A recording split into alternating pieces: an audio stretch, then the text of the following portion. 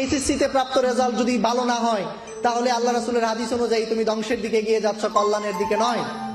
প্রিয় শিক্ষার্থী, মনে রাখবে এই শিক্ষা প্রতিষ্ঠানে শিক্ষা অর্জন করা তোমার বাবা মায়ের স্বপ্ন নয়।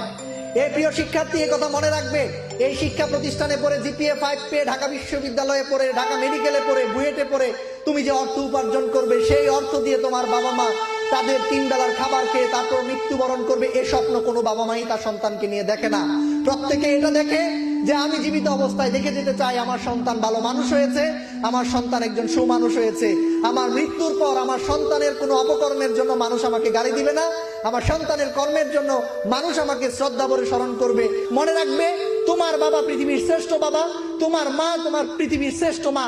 এটি যদি বিশ্বাস করতে না পারো এবং মঞ্চে যদি তোমার বাবা মাকে সে সম্মান তুমি দিতে না পারো, তাহলে তুমি আদর্শ সন্তান হিসেবে ওই পৃথিবীতে নিজের পরিচয়কে জানান দিতে পারোনি। স্মার্টনেস হলো জ্ঞানের গভীরতার মধ্যে। তোমাদের